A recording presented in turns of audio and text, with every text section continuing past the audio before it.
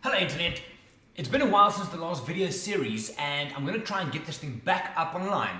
Our Mara season is finished. Well, no, it's not finished. The Great Migration is still happening. We still have guests over there, but I'm back in the office, Andrew's back in the office, and I'm going to try and get these short tutorial videos, photography wise, back online. I'm looking at composition and some technical settings, specifically with what people have been asking us in the field. Lightroom videos, more coming up of those, but we'll skip those until if and when they get ready. But for now, composition and technical. So Phil, Nancy, you guys that have been asking for this, we're back and we're going to try and do this every single Friday. First up, I thought to get this rolling is to look at questions I've received during the last 5 weeks of being out in the field. Madikwe, Zamanga, the Masai Mara, Mara Triangle, places like this. We did a lot of in the field shooting. So one of the subjects, and let's kick this off with this, is subject separation. In your wildlife images, what is the story you're telling me? Does it focus on the subject that you want to show me? You need to try and not smack people in the face with it, well, some people, but you need to be able to tell your story very, very crisp and clearly. Check this out.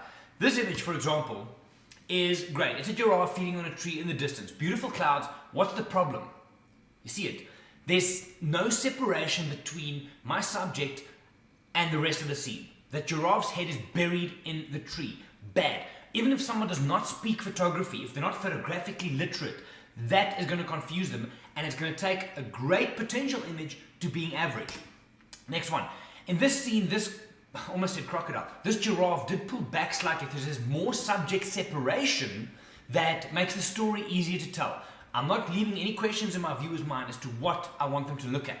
In my perfect world, I would have liked more separation so I'd have the two completely separate, but hey, you can't have everything.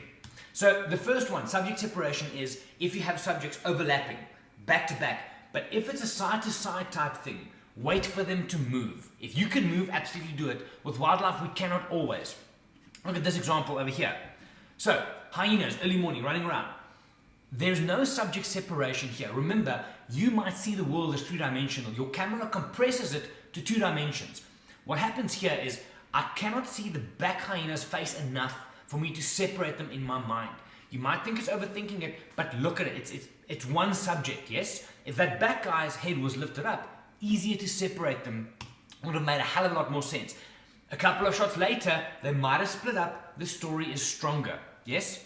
Next one, something like this. It's a scene we all like to see and like to photograph.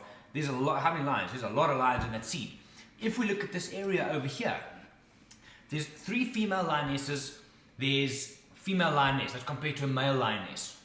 Moving on. Okay, there's a bunch of lions in this corner here, but there's no separation. Even if I could just have their faces clear from each other so they don't overlap, the story in your frame will be stronger. Look for things like that.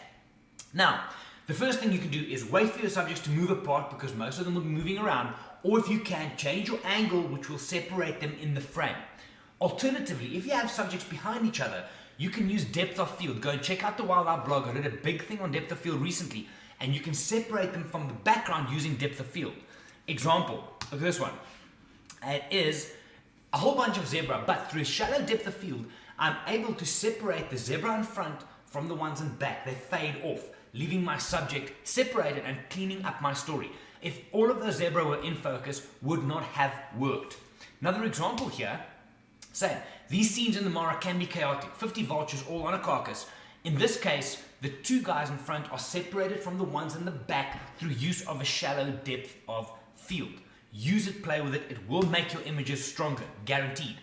There is also a time, so subject separation. If your story revolves around a single subject or a couple of subjects, use this. Let them move apart. Split them up in the frame, either by you moving or allowing them to move. Or if they're back to back, 3 dimensions, remember the camera compresses that, use shallow depth of field and split them up, separate them. Your stories will be stronger. You see, it's a common theme, your stories will be stronger.